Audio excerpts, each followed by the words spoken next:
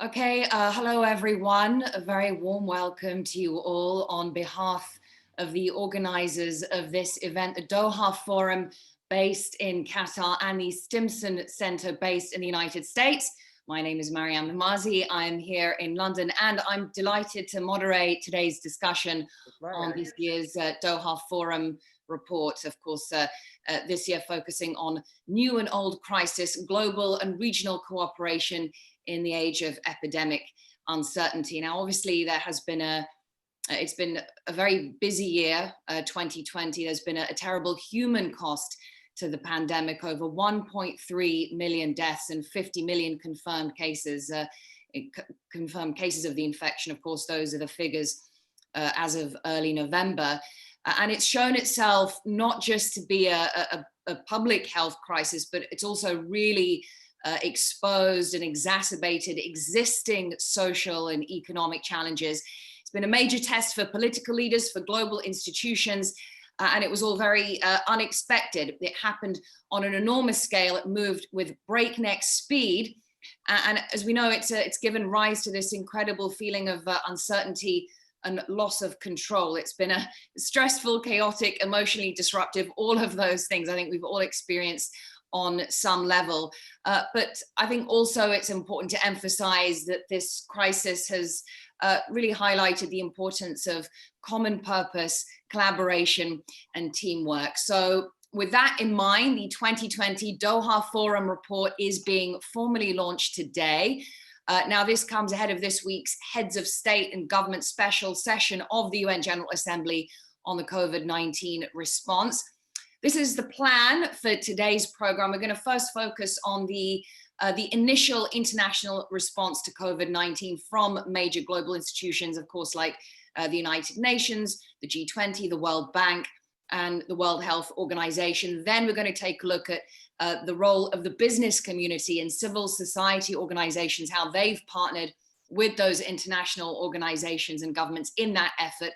And then we're going to look at some of the key parts of a proposed 3-year plan, the so-called Green Global Recovery Program for the virus pandemic. And that, of course, alongside a global institutional revitalization project. And that builds off of this year's 75th anniversary of the United Nations. So we're very fortunate to have with us several distinguished panelists and speakers. We're going to start by getting an overview of the major findings and policy recommendations from this year's Doha Forum report.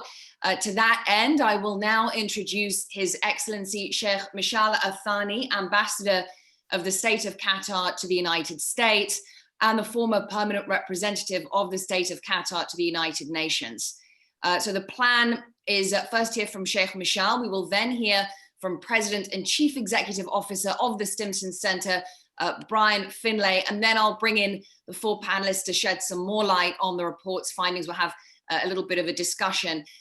Now, I just have to tell you all that there will be a chance at the end of that discussion to ask some questions. We really want to hear from you all in the audience.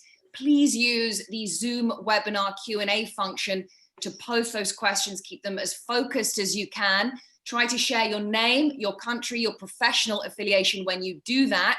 I know that we have people from all over the world tuning into this, and that's really important to us today because obviously the international perspective and approach really underpins the purpose of why we're all here today.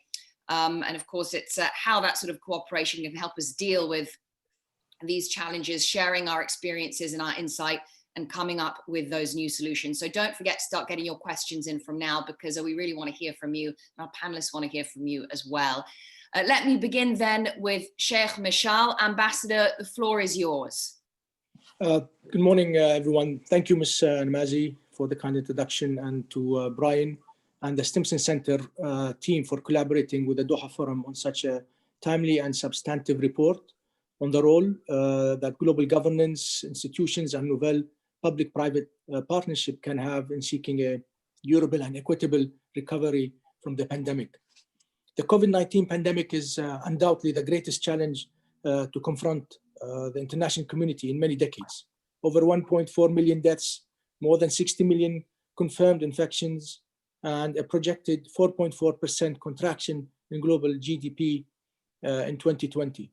The pandemic is threatening to push millions of people back into extreme poverty, into food deprivation, and millions of jobs have been lost.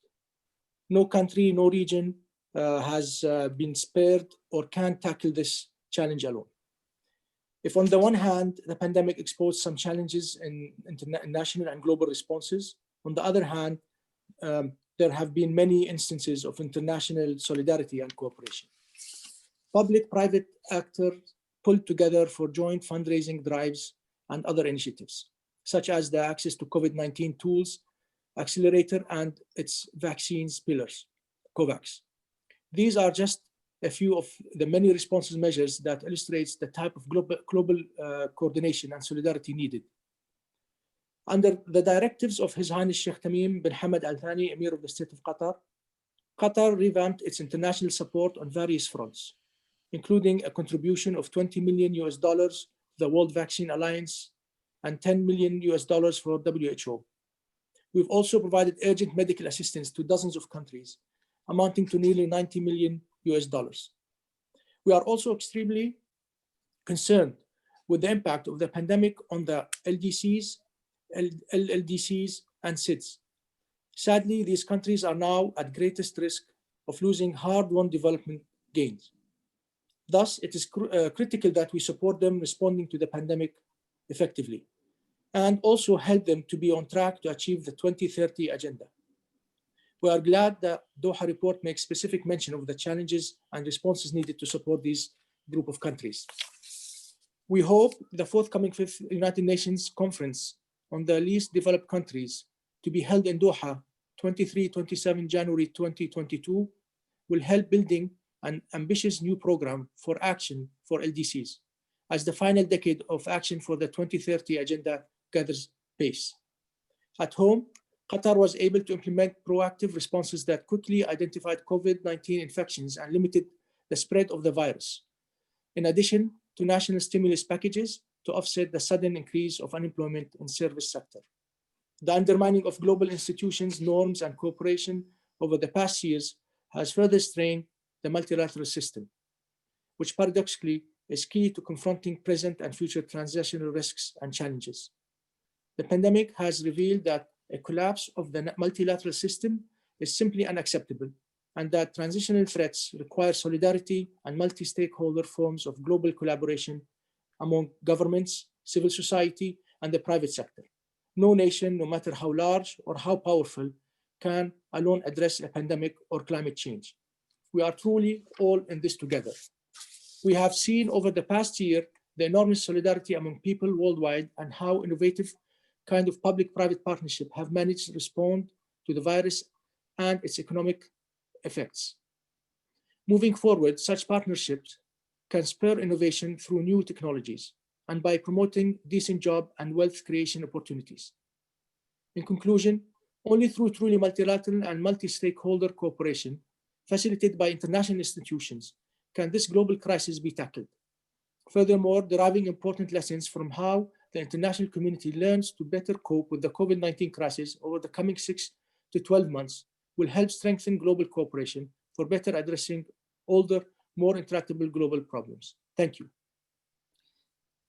Sheikh Michel, thank you very much for kicking things off and for opening up the dialogue. I'll now hand over to Brian Finlay to make some remarks. Brian. Thank you so much, Amir. We're so grateful to you for your willingness to do this once again with us. And of course to Sheikh Michel as well. He's always a difficult act to follow, and the entire Doha Forum team as well for collaborating with my colleagues on this year's Doha Forum report.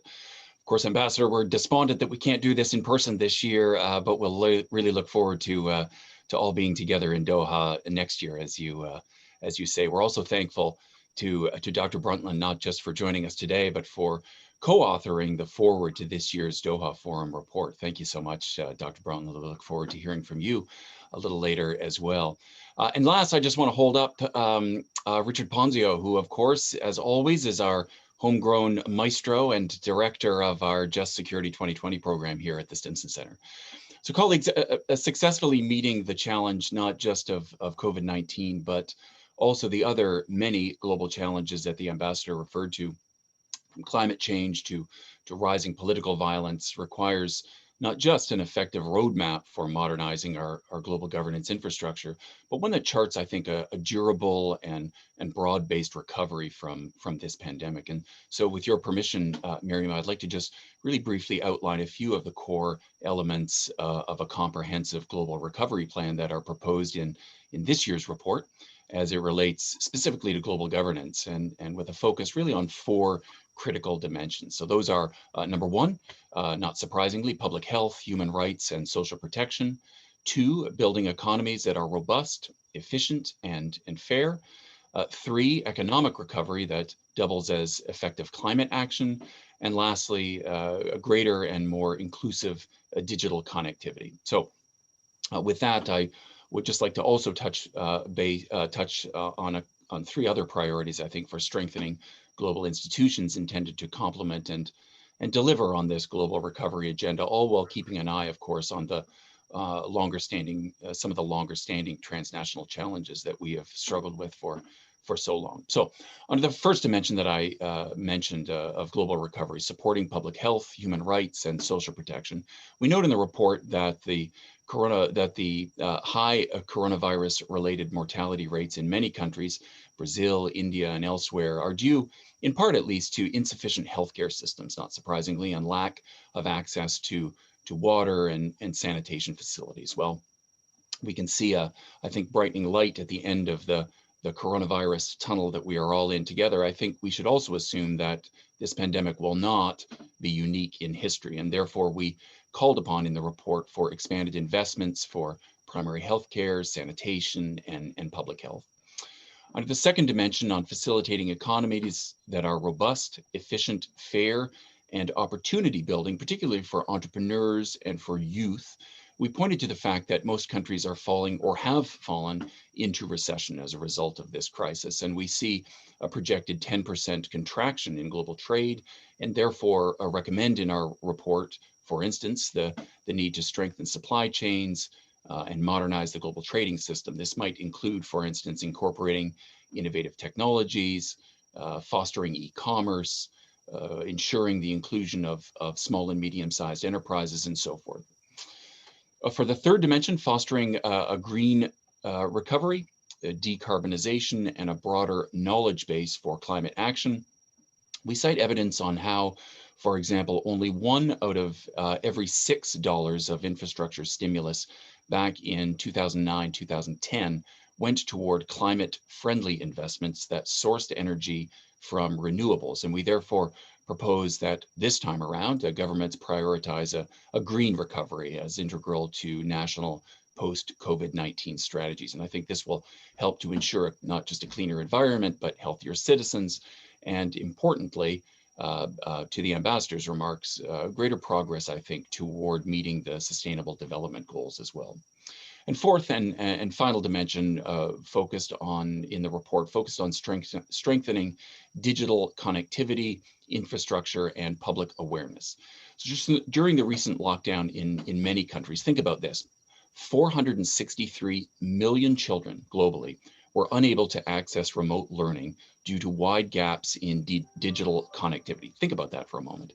It should be clear, I think, that further investments on information and communications technology infrastructure, in particular through public-private partnerships, are clearly necessary to ensure digital effectiveness and readiness, to limit interruptions of essential services, and to ensure the steady digitalization of most public services. Now, on a closely related subject of global institutional revitalization, the Doha Forum report this year highlights one recommendation for each of the main pillars of UN engagement. For the peace and security pillar, a much enhanced UN post-conflict civilian response capacity would facilitate rapid deployment of civilian specialist skills in conflict prevention and peace building efforts worldwide.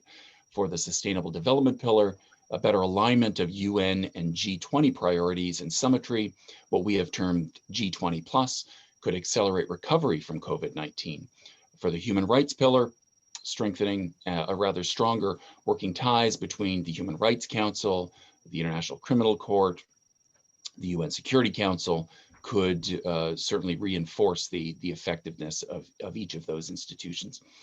Culminating in the work of the Service of Global Pandemic Recovery and Revitalization of Global Institutions, we also call on the convening of a World Summit on Inclusive Global Governance. Now, in this regard, the recently adopted UN 75 declaration mandates the Secretary General to recommend ways to advance its 12 commitments across the UN agenda. This creates, I think, the possibility for member states, for the UN Secretariat, and non-governmental partners to also rally behind an ambitious global institutional revitalization effort. So this year, our report, which again I commend to all of you, lays out a number of milestones on that road to a 2030 World Summit that should include at least two G20 summits with the goal of building political momentum, a series of preparatory committee sessions focused on key pillars from peace and security to the abatement of the climate crisis, and ultimately that 2023 World Summit that would seek to, one, upgrade and equip the global governance system to address major issues facing the international community, but also to usher a new compact with citizens to enhance, to rebuild confidence in multilateral institutions, something that is, as we know, increasingly lacking around the globe. So in conclusion, with the happy news around the expected arrival of one or more effective vaccine candidates, the road, I think, to recovery must avoid a return to the old normal.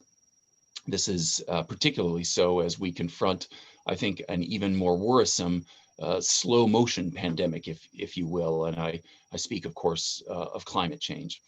We believe that achieving early wins will build confidence among political leaders and the general public alike. And this will ultimately create a virtuous cycle that improves the political conditions for a more ambitious and complex set of goals, including a renewed global governance architecture that better promotes justice and security for all. So Miriam, once again, I thank you again for doing this, and to all of you for joining us today. Thank you very much. Thanks very much, Brian. And of course, thank you to Sheikh Mishal as well, both of you, for encapsulating the findings and recommendations of the report. Sets the scene quite nicely now for our panel discussion. So I would like to welcome on our screens the four panelists. Her Excellency Dr. Gro Harlem Brundtland, co-chair of the Global Preparedness Monitoring Board, also former Prime Minister of Norway, former Director General of the World Health Organization, and former chair of the World Commission on Environment and Development. We also have with us Professor Sultan Barakat, founding director of the Center for Conflict and Humanitarian Studies at the Doha Institute for Graduate Studies. Pleased to welcome Dr. Reem Al-Mansour, a postdoctoral researcher at the Hamad bin Khalifa University in Doha and a member of the Doha Forum Report research team.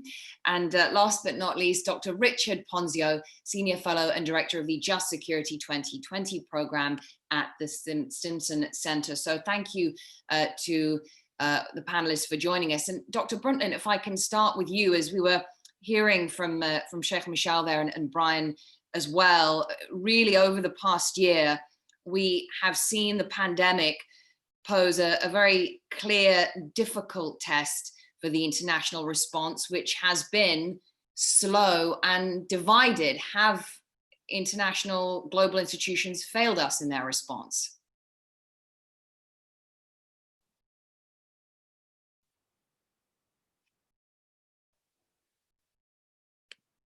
Unmute. Okay. Yeah.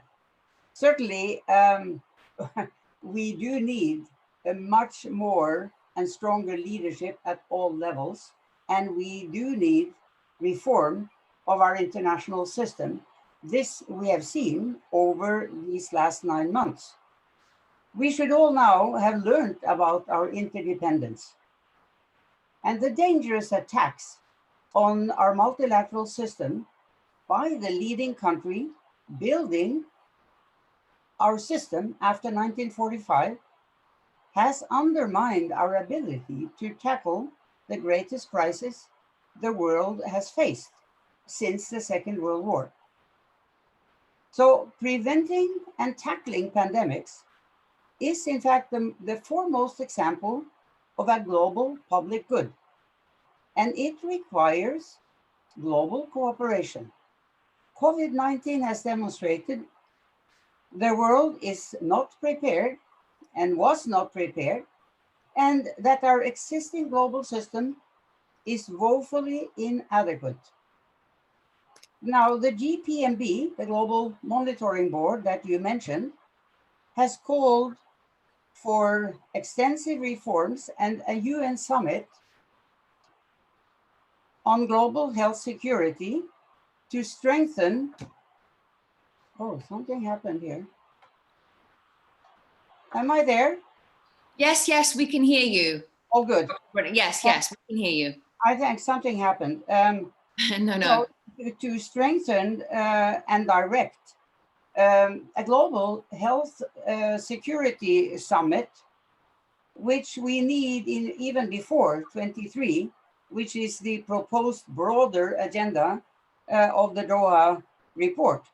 Because this is more urgent, we need to strengthen, direct, and regulate the cooperation which is linked to global health security, because we need to respond far more effectively to the next pandemic. And indeed, it is essential that vaccines are now made available to all around the world. And Dr. Brundtland, can I just actually, you make a very good point there about vaccine distribution. That's really key right now, isn't it? Particularly as we have all this news coming out about the progress that they're making. Now, how do you, we've really seen governments doing bilateral deals with drug makers to secure access for their own citizens. How do you stop that? How can you secure equitable, fair vaccine distribution? Well, we have the dilemma as you are describing, but happily, there are also global efforts through what has already been mentioned, the ACT accelerator, and that is a multilateral mechanism that has been initiated by WHO and in partnership with a number of other actors. However, that partnership needs urgent funding.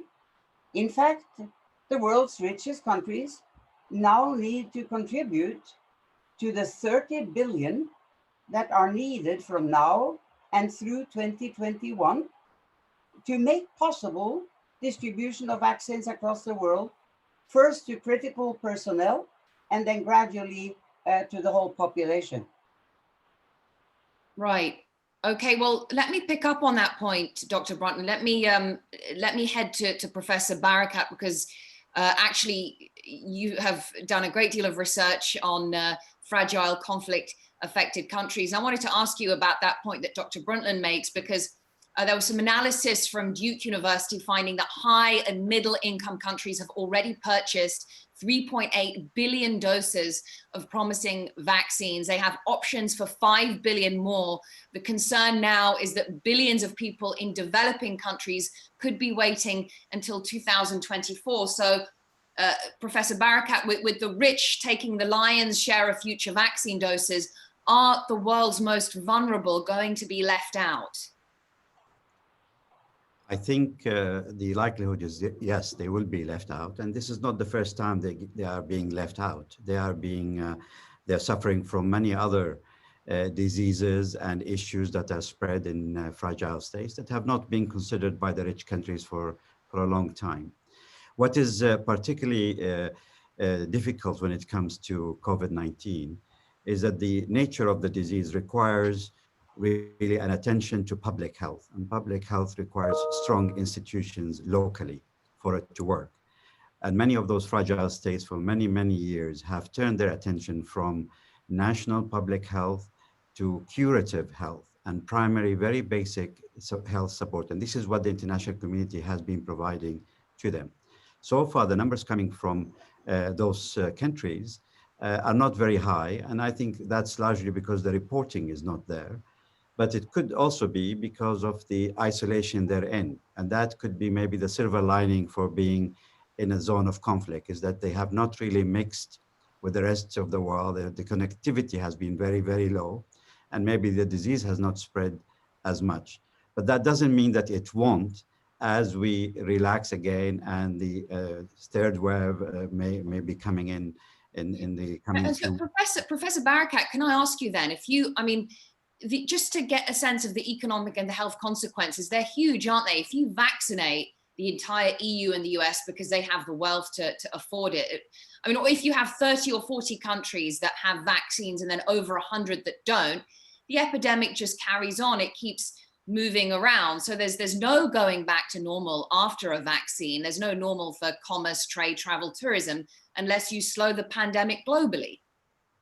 Of course, but there is also the risk of some arguing that because these areas of conflict are relatively isolated, you can't just go in and out of them as freely as you do in Europe and America, then the problem will remain localized problem. And this has been the case with other diseases that have spread in these areas, and they still have not been tackled sufficiently at the global level. So I think in relation to the report, it is good to emphasize the multilateral approach to this and the global need to act, but also it is very important to emphasize the need to act locally and to strengthen capacities at the very local level in those conflict-affected countries. Reem, if I can come to you, do you feel that there's been sufficient post-vaccine recovery planning by international organizations like the UN, like the World Bank? Well, answering your question, Miriam, I do feel that there have been some efforts going on to resolve this problem. However, and we have seen this in the analysis we have done, that even though there are good initiatives to help, overcome the inequality that made this pandemic harder on certain regions, countries, and also groups of people. So these efforts that we are, directing toward helping these regions did suffer from some limitations. And when I say limitations, even though they are ambitious, they have good intentions, they do lack certain strategic planning. And I would like to mention just a few of them. So for instance, one being the slow process for approving loans and distributing them. Another disadvantage or limitation, I would say, the fact that it lacks a long-term vision. And when I say long-term vision, I'll give you an example. So the partnership for accelerating COVID testing, for instance, in Africa, has done a very good job in raising money and then also donating millions of testing kits. However, they have been criticized for not building a resilient system for their laboratories, for instance. And we know that this region suffers from a number of other diseases as well, and prone to have more in the future. Also, another limitation would be, as you mentioned briefly, the increase in nationalism and the competition, the geopolitical competition when it comes to the vaccine. Big countries, powerful, that we are relying on, have refrained from participating in the COVAX, for instance. And then, as you mentioned, also, they preferred the unilateral approach for developing their own, away from the collective efforts that the global community is participating in. And this will also enlarge the gap between rich and poor countries as well. So yeah, to name a few of them, these are some limitations. If we don't look into them and work on resolving these limitations as soon as possible, I don't think this planning for the future would be sufficient right now. Thank you very much. Thank you very much, Reem. And Richard, of course, we were speaking there at the start of the discussion about the response of international institutions, and it really felt at one point like the World Health Organization was facing its own major crisis in the middle of this pandemic, when it was not only attacked by the US president, but couldn't then seem to convince its 194 member states to follow its guidance. I guess the problem at the end of the day is that it has very little power. Like other international bodies, it can't actually penalize or sanction its members. Thank you, Miriam. And first, let me begin. It's wonderful to have you in today's program. And of course, Dr. Brundtland, Professor Barakat, and my colleague, Reem. Let me make clear that we don't single out the World Health Organization in this report. As Reem has just noted rightly, we are concerned about the international community's response as a whole. We believe it's been fragmented, delayed, ad hoc, and under-resourced. This UN summit that Miriam referred to that's happening this week, better late than never. As the President of the General Assembly, His Excellency Volkan Bozkır, has also noted, given the gravity of this crisis, it's remarkable that it's only taking place now. As we write in the report, the World Health Organization declared, and this is very important language, a public health emergency of international concern 10 months ago, and now we're having this important summit. Now, on your question about the WHO, the World Health Organization, it is the world's global apex body. Our own thinking, as we show in the report, is that given its resources, its actual formal authorities that it possesses, it's performing what you would expect for such an organization. It's under many political and under other constraints by its member states. Now, with that said, the WHO was slow in declaring this public emergency of international concern earlier this year. And as you may recall, there was mixed messaging about the use of masks early on that created some confusion. But it's the issue that got the most attention with China. The decision at first not to recommend closing the borders with China, something that the WHO doesn't have the authority to do, but it could have made a public statement. And that brought it under a lot of scrutiny by the United States and other major countries that it was getting too close under the influence of one major country, China. And that led to a lot of tension, as we all saw, where the US declared we're not going to be financing the WHO. And then even the big step in June, declaring that it would not withdraw its membership. It would withdraw from the World Health Organization. That fortunately is not going to happen now, as we all know. But just to say, there are problems in the multilateral system as a whole, and the WHO was caught up with the political rivalry between China and the United States. Okay, Richard, thank you. I want to move on now to the role of public-private partnerships in not just responding to the emergency phase of the pandemic. And of course, as we've said, there could be pandemics in the future. So lessons to be learned on that, but also how these sort of partnerships can contribute to those long-term recovery efforts. And actually, before I go into my second round of questions, just want to remind you all that you will have a chance to put your own questions to our panelists. So please post them using the Zoom Q&A function. State your name, country, organizational affiliation, and we'll put those questions to our panelists in just a couple of minutes. So please make sure you do that. Dr. Brundtland, if I can come to you for just your general thoughts on both private sector and civil society, how they've responded to fighting the pandemic and the effect it's had on people around the world. You know, in all our collaboration, we are dependent on governments, but we have a whole of society approach. And we need the private sector, civil society. We need an informed public and their awareness, which is why we in the GPMB has, advised a whole of government and the whole of society approach. Now, this has obviously also happened in many places at local and even regional level, national level, obviously, many places. Because we need to be sure that everyone understands that we are in this together, and in protecting ourselves, we are protecting one another as well. Now, for instance, vaccine reluctance, even misinformation, conspiracy being spread, that's a dangerous trend many places, because as we know that an effective vaccine, which we obviously now are getting several of, that is something that can help us have an earlier end to the whole pandemic and this crisis.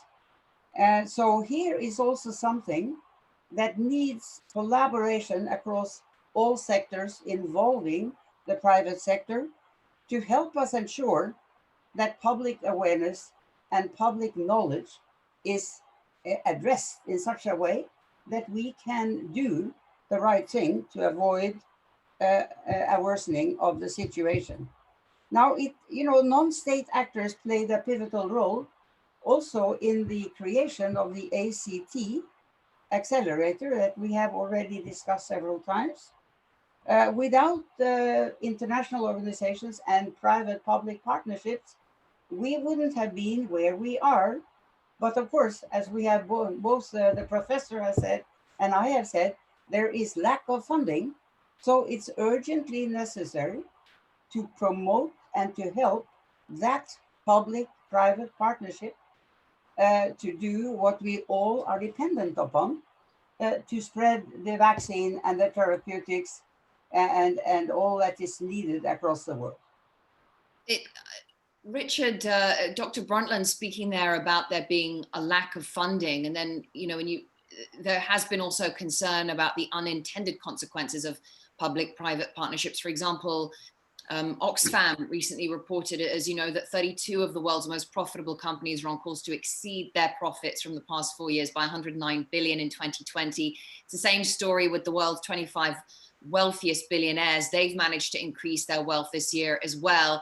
I mean, there's no reason really for there to be a lack of funding on something like this. And could we see something similar happen now with recovery efforts, this wealth gap spike? Let me begin. We do cite the Oxfam data in this report that you just referred to, and there are many other limitations to public-private partnerships. Let's not pretend that they're a panacea to solve all types of global problems, including climate change, but they're a very important contributor. But let me start by noting some of the other weaknesses besides the vast accumulation of wealth, which can be dangerous if not put towards proper ends, global public goods, as it's often called. The two that we highlight are lack of enforceable accountability. One of the strengths of these public-private partnerships, their informality, can also be one of their downsides, especially when they fall victim to what's called forum shopping. They join a partnership for a short while and then they lose interest suddenly, deserting it altogether, or at least lessening their engagement and going elsewhere. So these are very real concerns, but they bring such tremendous strengths. And the three that we highlight that also Sheikh Michel referred to in his opening remarks: promoting decent job and wealth creation opportunities, expanding digital connectivity. You can't participate in the global marketplace today without being online. And then a related concept that we called networked governance, bringing all these different capabilities to bear on a given global action problem. Some of the examples we highlighted, working with the UK Department of International Development, is the Dutch-British consumer goods giant Unilever. It has employed 150,000 plus people around the world, but its work on COVID recovery has been noteworthy in the sense of donating critical public health tools and undertaking a global hygiene campaign.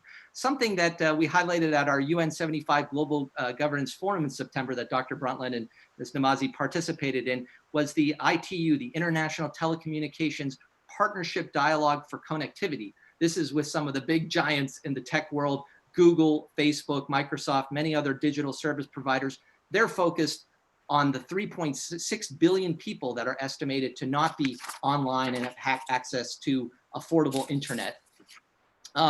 The final one, and most pertinent to our discussion today, we call out as an example of network governance, India's Serum Institute, working with Gavi, the Intergovernmental Vaccine Alliance, and the Gates Foundation. They're working to bring affordable, accessible vaccines, 200 million doses sometime in 2021, to low and middle income countries. So they have many, many strengths that they bring to bear for such a global recovery effort, and we hope those capabilities will be taken full advantage of. Richard, thanks very much. Professor Barakat, if I can come to you, just building off of what we've heard there from Richard and of course Dr. Brundtland, can you give us examples of where public-private partnerships have supported the humanitarian response to COVID in developing countries? Well, my area of sort of specialism really is fragile states that tend to have conflict ongoing in most cases. And by definition, because of lack of state ability, civil society kind of steps in and steps up its action in those countries. So much of the services are run by private foundations and civil society organizations and so on. The real risk that we face, I think, is the fact that the global recession that we heard about earlier on, the 10% reduction in GDP, will inevitably be reflected in terms of the amount of money donor countries are willing to give to developing countries as a whole and to fragile states in particular. I think that will have an effect and we'll probably start feeling it very soon. So far, it has had the effect, the COVID-19 has had the effect of diverting attention from other health issues to COVID-related issues. Despite the fact that we all know that in many of those countries, the infrastructure for to track and trace, or the infrastructure to provide vaccines, to reach out to people and so on, is not there in the first place. So there has been a lot of shifting in priorities, and those civil society organizations and NGOs in country have really been confused, because for many, many years they've been worked with to target certain priorities, and then suddenly we're all running after them saying COVID-19 is the priority. And that has really caused some problem. The fact that much of what is given so far in terms of support for COVID-19 is focused on protection equipment, PPE, and alcohol liquids and so on. All of these are consumable items that are not really going in the economy, and they're coming imported from outside, and they're not being generated anywhere near those fragile states. So economically also, it's going to have a very big effect on those countries as they emerge out of this pandemic. Okay, thank you. And Reem, if I can come to you, because obviously we're now looking increasingly to the future and not losing sight of the other challenges that we face as economies try to rebuild from COVID-19. And we hear a great deal about this environmentally friendly green recovery. Can you give us an example from the Doha Forum report that you think best illustrates the contributions that non-state actors are making in that respect? Yeah, so regarding the green recovery, I just would like to remind the audience in here that in 2008-2009 global financial crisis, when the CO2 emission decreased by 1.4%, which is an event that almost everybody has celebrated back then, the following year, or when the governments around the world were trying to revitalize their economies, so this emission level jumped up to 5% of an increase. So this is exactly an illustration of the opposite of what we mean by green recovery. We should not waste this important achievement that we have achieved, even if it was not an intentional let's say, decrease in emission by almost 9% during this pandemic. So what we need to do is not to go back to the old normal way of doing business. We need to go forward. And this actually was another concern by the WHO when they said that it needs to be green and healthy. It needs to take environment and people's health at the heart of every recovery plan. We need to have a quick switch to renewable energy as well.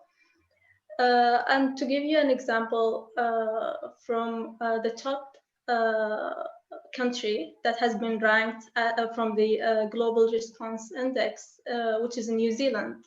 New Zealand, for instance, has the green recovery at the heart of their recovery plan. They're considering infrastructure that decreases the CO2 emission and also preserve the energy. They're also considering better management for waste, and these are just few examples for really, recovery. Thank you so much, Reem. That's really interesting, and actually we're going to get into the detail just now in our final round of questioning about really how to chart the way forward to something that's durable and broad-based from this COVID-19 crisis. And so, Dr. Brundtland, let me come to you, because there has been so much economic stress as a result of the pandemic.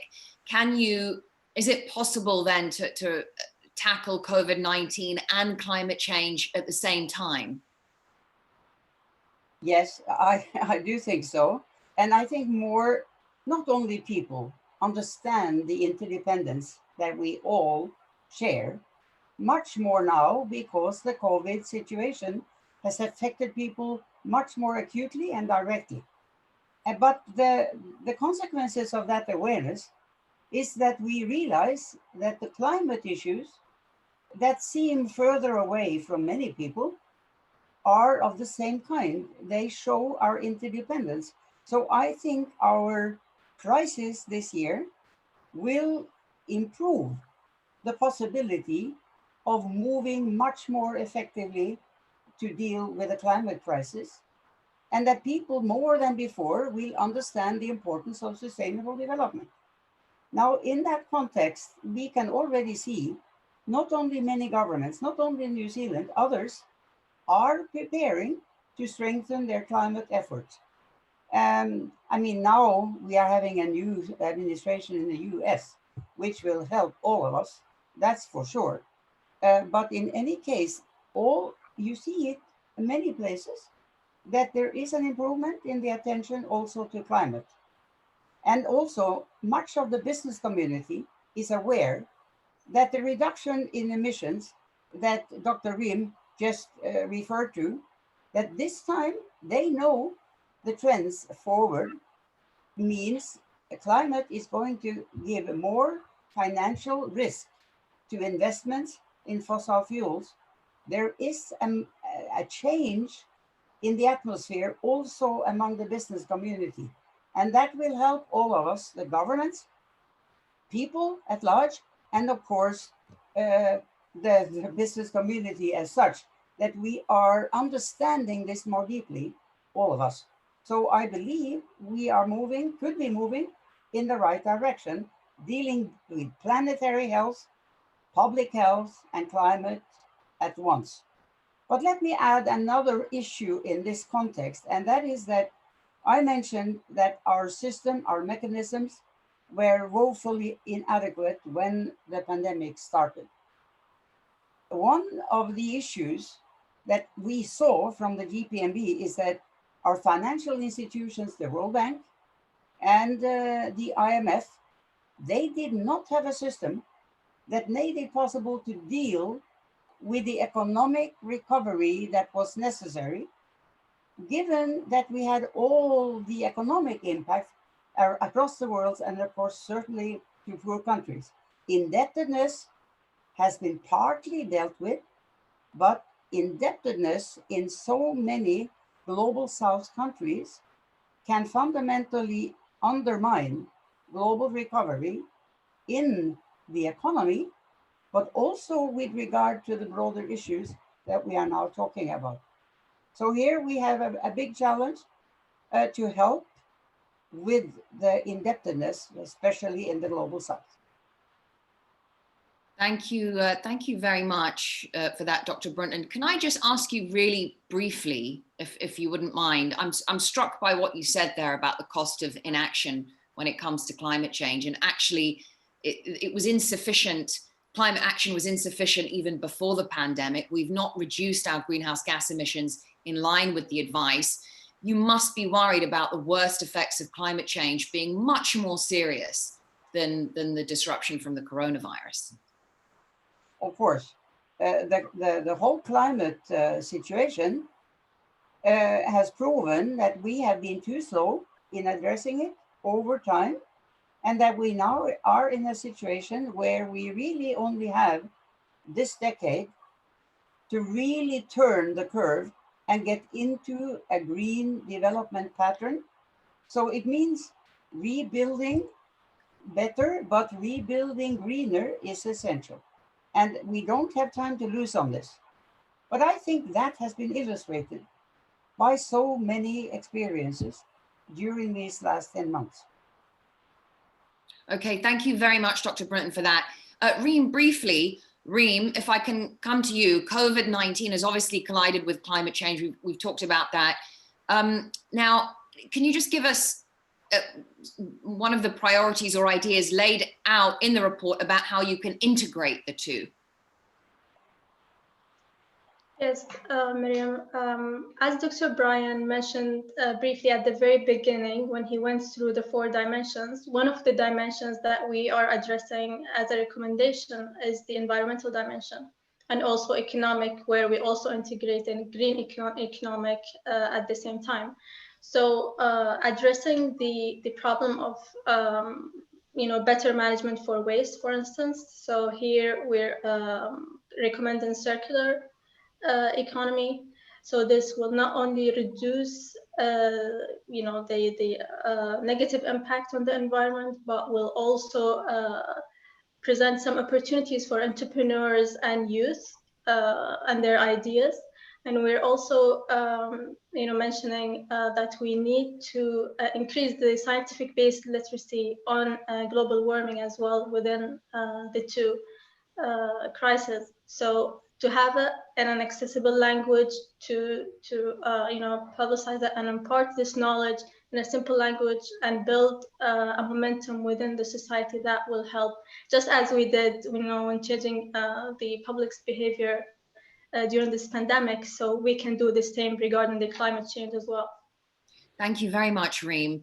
And I'm just going to ask Richard and Professor Barakat 2 final questions, and then we'll come to Q&A from our audience. So just a couple of minutes to go and get your questions in if you haven't done already on that Q&A Zoom function. Richard, we heard earlier from Brian, your colleague Brian Finlay, that the recovery agenda is going to be combined with a revitalization of global institutions. Is that just a bit too broad, a bit too ambitious, when the priority should really be about saving lives and restoring economies?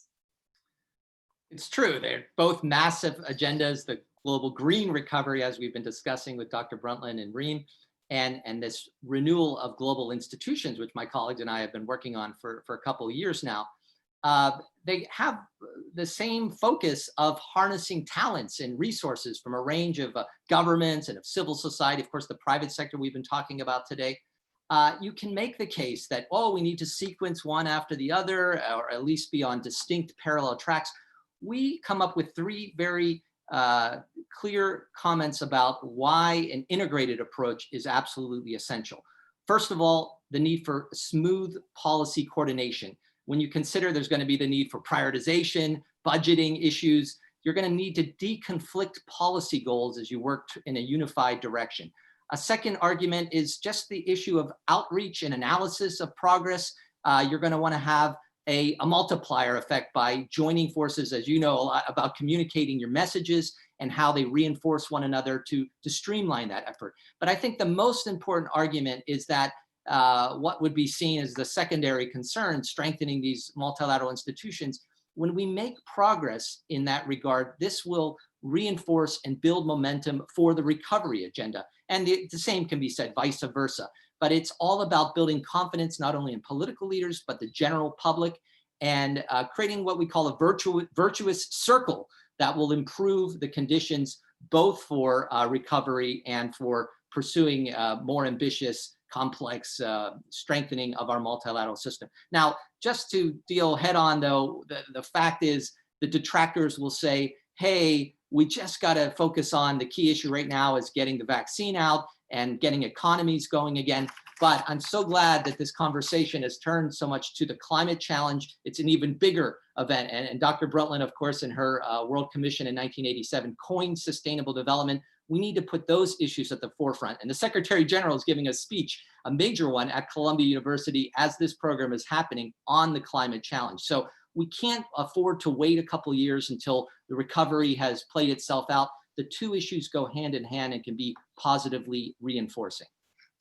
And Sultan Barakat, Professor Barakat, if I can come to you, I mean, do you echo those sentiments there by Richard Ponzio? Do you have any final thoughts on this?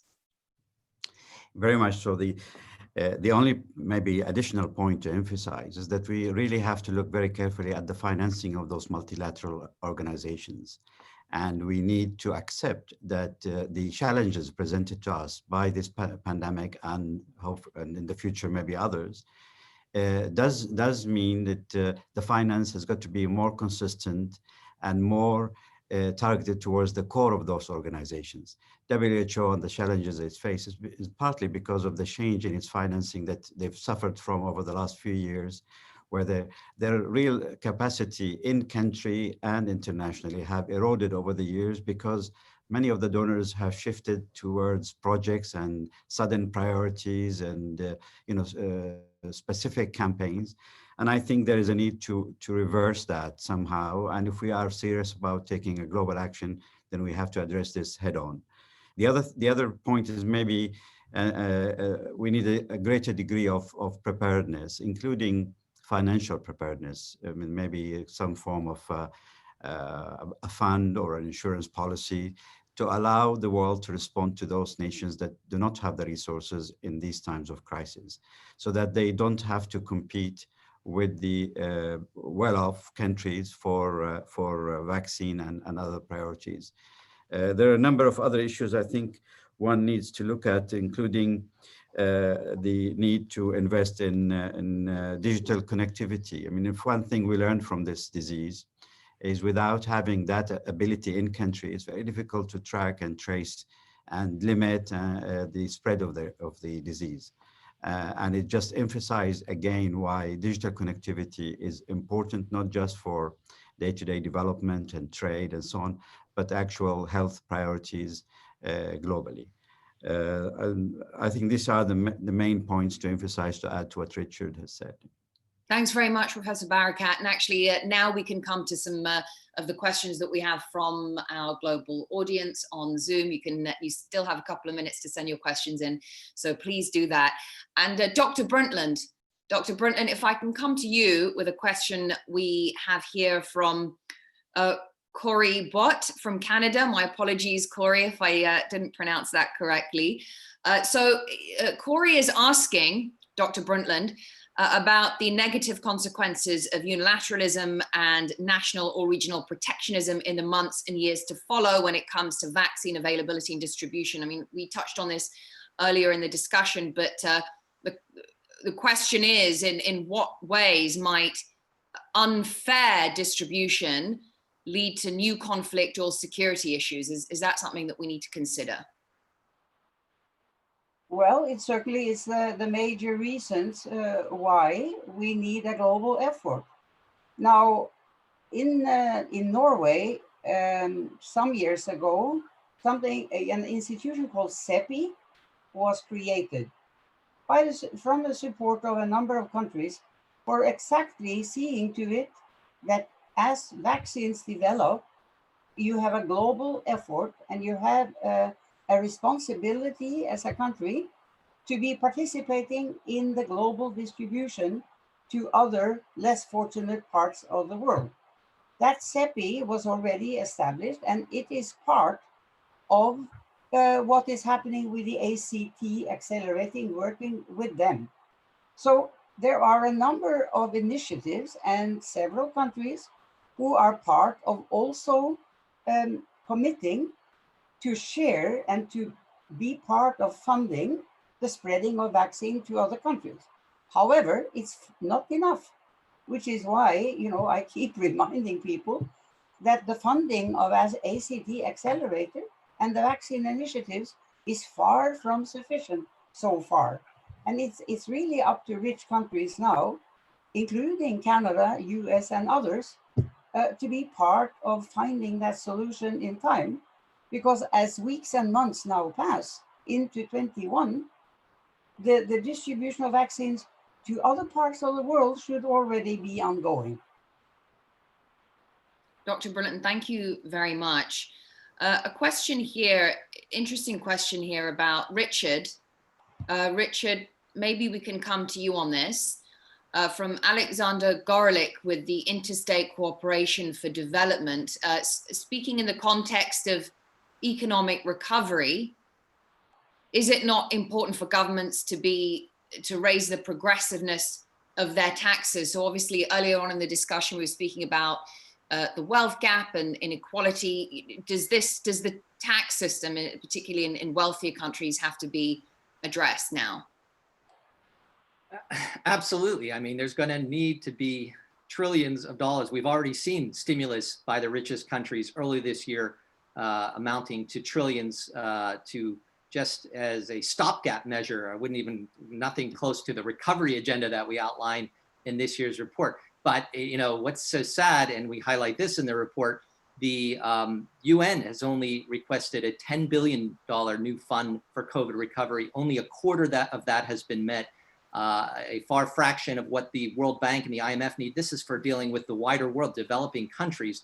So it shouldn't just be about taxation in the richer countries that will need to be revisited. And the other example, of course, in the US, major tax cuts in recent years under the current administration, that's expected to be reversed during the coming years in the US. But I think similar debates will play out in other countries, but it can't just be oriented towards your own population. We all know that the spread of the virus, if it continues around the world, it will affect all countries. Therefore, a global approach is necessary.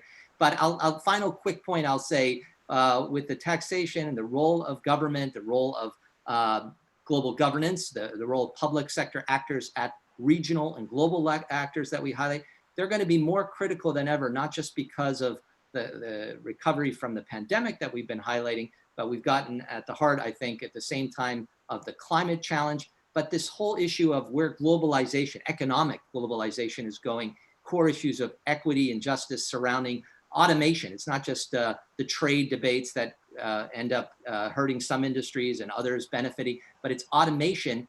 How are millions of people that are employed in sectors that are going to be outdated in the coming years?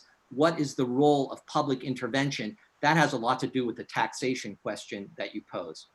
Just coming off of that taxation question then, Dr. Brundtland, there is a question here from Chuck Woolery, former chair of the United Nations Council of Organizations, who asks, why is there such resistance to going after some of the $32 trillion stashed in offshore accounts by kleptocrats, oligarchs, criminal cartels, violent extremist groups, and criminally wealthy capitalists avoiding taxes? Is now the time for to tackle tax avoidance once and for all? Because obviously these funds are going to be sorely needed to address the current crisis. Absolutely. I mean, gradually, certainly the European Union has been quite, working on dealing with this issue. So it's not in Norway, certainly it's a major issue. Across party lines, a country like Norway is really trying hard to see what kinds of changes can be made. But also within the European Union, there are considerable efforts. But as we all know, it's not a simple issue. There are so many strong interests, and some of them hidden, others known, but still hard to deal with. So in my opinion, even in poor countries, it is important, many, at least developing countries, taxation is part of a solidarity society. So it's not only in rich countries that we need taxation. We need to have tax systems also in poor countries where many rich people live. And they are certainly not being taxed to the extent that they should. So the taxation issue is a global important issue, including the question that the person asked. Thank you very much. Thank you very much for that, Dr. Brundtland. I'm just looking at some of the other questions now. And Dr. Barakat, maybe we can come to you for a question here, forgive me, Professor Barakat, sorry about that. So actually we have Dr. Carl Wright, Secretary General of the Emeritus Commonwealth Local Government Forum and Chair of the Canterbury Climate Action Partnership in the UK. Question for you, Professor, pleased to hear that you emphasize the local level in post-COVID recovery. Would you agree this requires the UN and national governments to channel resources more through mayors and local government and community structures, and more widely ensuring localizing SDGs? So yeah, the importance of of local governance in these recovery efforts, I guess. Absolutely. Back in 2016, the Istanbul Conference agreed on a certain percentage of aid that should be directed almost directly to NGOs and local organizations. But unfortunately, that has not been implemented fully, and it was hampered partly because of the COVID-19 pandemic. But the risk, I go back to the earlier point about the global recession, is that the existing donors will probably drop some of their aid levels. And in the UK, I don't know if it is going to be implemented, but they're talking about now cutting back their aid to below 0.7% of the GDP. And that, I think, would be a very dangerous route to take. And it is combined with the fact that they've combined their aid with their politics by merging the IFID with FCO. And all of this will reflect, I fear, negatively on developing countries, and particularly on the small set of fragile states that exist at the moment, and as such on the respread of the pandemic in the future. And while I have you there, Professor Barakat, a question here from Wijdan Tariq from University of Toronto, saying that was it unrealistic to have expected the pandemic was going to accelerate conflict resolution in different parts of the world? In that sense, has it been a missed opportunity, especially for fragile states? Well, the call by the United Nations Secretary General for ceasefire was received well by all sides, in fact, and we were all very optimistic that it will be adhered to more strictly, and unfortunately it wasn't. I mean, there were one or two contexts where they called for a ceasefire.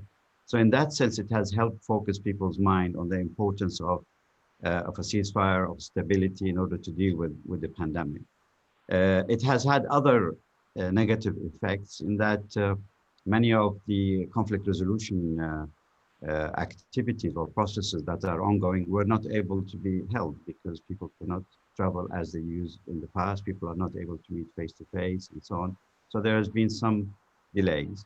And there are exceptions to this rule. As you know, the process that has been negotiated in Doha today to do with Afghanistan has in fact progressed. I would say maybe partly because of the pandemic, in that it has helped people decide that they need to take an action, and B, it helped the international community to decide that Qatar should be the host rather than the pandemic eliminated the competition that was ongoing as to where we have these talks.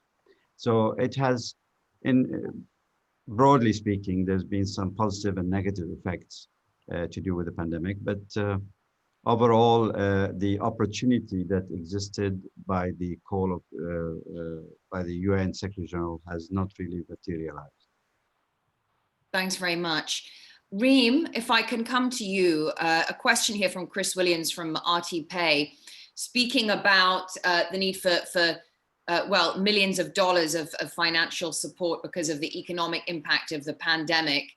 And basically saying that this is more urgent than the long-term environmental issues. I mean, and what's your response to that? That actually what needs to be prioritized? What does the Doha Forum report say about how to balance those two things? Obviously, serious consequences from the COVID-19 pandemic, perhaps taking priority over those long-term environmental issues. Yes, thank you for your question. It's a very good question. We do have an urgent need regarding this pandemic. However, this does not give us the excuse for diverting all our resources toward one problem while neglecting the others. And actually, we have taken this point into consideration in the recommendations we have given at the very end of the report, where we had the pillars of sustainability at the heart of our recommendations. We are also considering or aligning our recommendations with the Paris Climate Agreement and the SDGs. So we're making sure to meet all these targets at once, because part of the recovery that we are seeking is not to go back to the old normal. We need a better future. That's why we're taking into consideration both crises, climate change and the pandemic. Thank you very much, Reem. Thank you for that. I want to go to Richard actually now. Richard, if I can come to you. A question from Adwele Bakare from Global Governance 2.2. My apologies if I've mispronounced that. Question goes like this: the pandemic and the effect of climate change are global metrics that show how weakened our global governance structures are. In my opinion, I think it's about time we put the rights of people at the center of the UN system and operations. What's your take on this for effective global governance? Absolutely critical. We celebrated the 75th anniversary of the UN this year in 3 years' time, because in 1948, the Universal Declaration of Human Rights came into existence. So we're going to celebrate its 75 years.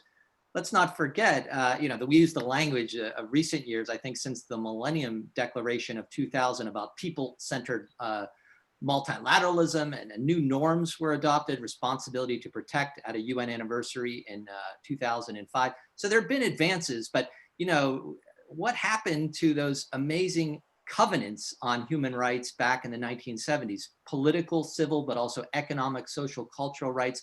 Of course, we're in the middle of the Cold War then.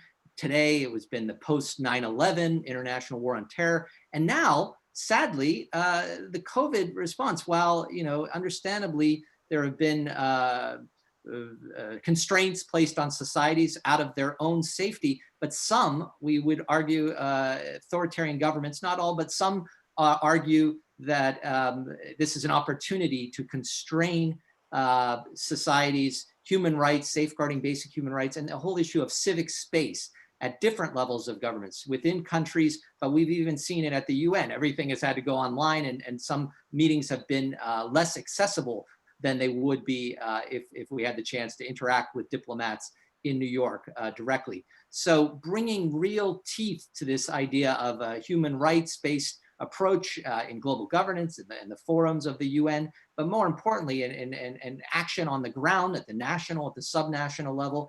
This is a debate that is complex and mixed in terms of results and the realities that we're seeing than it's ever been. It's only been complicated by the COVID crisis. So we absolutely need to put this issue front and center. I think it did get a lot of attention during the UN 75 and the global conversation that the Secretary General sponsored. But in terms of making it a central part of all governments, including those that are less inclusive in their systems, their political systems, there's a lot of work to be done in that regard. Okay, well, thank you very much for that, Richard. Dr. Brundtland, if I can come to you for a question here about, it's a general question. It's a very general question, but nonetheless, it's from Christoph Roland, speaking about the need for an international government that's competent and strong enough to unite 196 nations. How, just a question about how this can happen. I mean, obviously we were speaking earlier in the discussion about the WHO, and I know that Richard said don't want to single out the WHO in this report or any one organization, but I suppose it's that the concern is that the international order on which the WHO and other institutions rely has been fraying because of nationalism, populism, those sort of things becoming normalized. So, where is this going to lead in future years? Should there be future pandemics? Well, the World Health Organization has, of course, led, together with the World Bank and others, the action plans for global preparedness to health crises like this one. But what has happened is that even the decisions and the agreements that have been formalized in the World Health Assembly, like the international health regulations, they have not always been pursued in the way they were meant to be, and they are also in some points too weak. we have spoken here about accountability. If the World Health Organization and all its member states are not accountable to their own decisions and their own resolutions and even agreements, then we have a serious problem. And that problem needs to be solved. We need to address it. We need to strengthen these mechanisms, because this time we saw the danger of not being prepared and not doing what is necessary to recover when a crisis has come. So that's why the Global Health Security summit that we think needs to come in a year or so, because we need leaders of nations to realize all these weaknesses and deal with them directly. It has to be at the head of state and government level. So, Richard, I'm just wondering if you have any thoughts on that. How, I mean, obviously we were saying earlier that these international organizations obviously don't have the power to force their members to do anything. How do you strengthen multilateral institutions when the sort of norms about public health and understanding of what's expected during an outbreak is, well, it feels like it sort of crumbled during this crisis? The way change has come about, especially in recent times since the end of the Cold War, it's always through public pressure on often their elected leaders or even non-elected leaders. Governments without, enlightened leadership, which is rare these days in an age of rising nationalism, as we've seen even in democracies, the rise of populism, which sometimes erodes and undermines any kinds of international cooperation at the regional level, let alone globally. So what we need is to take a look at the playbook of global governance strengthening in the last several decades since the end of the Cold War. Unheard of areas, the whole area of international criminal justice and the creation of the International Criminal Court in The Hague was very much supported and complemented, arguably would never have happened without a large coalition for the International Criminal Court. Same thing with the landmines campaign, Jubilee 2000 on debt relief at the time of the millennium. And now the climate movement, the most paramount global governance challenge of our time. So any of these changes that we wish to see in the present context, of course, everything is going to be, I think, filtered through the 2020, the year of the pandemic, and now the recovery from the pandemic, which, as we present in the report, is at least a full-on, all hands on deck, 3-year intensive project. But if our multilateral institutions aren't front and center in that conversation, they're going to be marginalized and further weakened to be able to act on what we contend and have discussed here with Dr. Brundtland and the work she's done on sustainable development. Those are the core issues. They're central to whether or not recovery is successful. These sustainable development goals, we're going to hit the halfway mark in 2023, which is when we're also advocating a World Summit on inclusive global governance in this report. But it's so important to make progress on the SDGs to finally get things on track with the Paris Climate Agreement. And there's even talk of a Paris Plus agreement, of some kind of binding, enforceable legal instrument that goes beyond the voluntary nature of the Paris Climate Agreement. These issues will not happen without immense public pressure. So that's why we are somewhat hopeful that some of the changes we've seen, the strong movement that occurred around the 75th anniversary of the UN, we can build on that progress to advance these changes on some of the hard and tractable issues of our time. There's a really good question here, Dr. Brundtland. Maybe I can put this to you, and I don't know if any of perhaps the other panelists could might have some thoughts on this as well. Dr. Brundtland, a question here about the political rivalry between the US and China being expected to continue under the Biden administration, whether it's going to basically that the fact that rivalry is very counterproductive at a time when you're trying to forge a more united response to the pandemic. Is that political rivalry likely to continue and be a problem? I'm afraid that that the era of conflict between US and China is not over. And even with a Biden presidency, there is no easy and simple way to overcome that. However, I do believe that it is possible for the Biden presidency to move towards, and also with China responding, to being more cooperative on climate and on global health than maybe on every trade and other issues of conflict, which can be helpful both for China, for the US, and of course, certainly for the rest of the world, to try to bridge into a future where there is more collaboration and more mutual respect between these two major powers. Sure. Thank you. Thank you very much, Dr. Brundtland, on that. And I'm just wondering, Professor Barakat, if you have any thoughts on that, the US-China rivalry. Well, I agree that it is likely to continue, but I would like the rest of the world to try and exploit it constructively. I think we do not necessarily need to see the two working in the same direction all the time. The actual rivalry maybe creates opportunities to create something new. And for example, there's nothing stopping the EU from collaborating with China in more constructive approaches in Africa, where there's a direct threat from North Africa to the EU, and there's a exploitation of opportunities by China in Africa and so on. And the same applies to the Middle East. We have done very little really to explore the potential China can do as a stabilizing force, economic force, but also a cultural force in the region. And we have found it very, very difficult to turn our compass away from the West to the East. And I think this pandemic and the way it has unfolded maybe brought to our attention the potential and the risk that is there if we do not engage with China, if we do not get out of our way to understand how things are done at the other side of the world.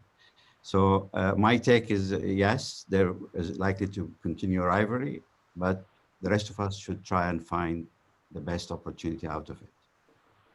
Thank you, Professor Barakat. And actually, there's just one final question here from Ted Daly with Citizens for Global Solutions in Los Angeles. And I'll put this one to Richard, but Reem, I would love to get your thoughts as well on this question. So just let me read the question. Richard, what do you think about this?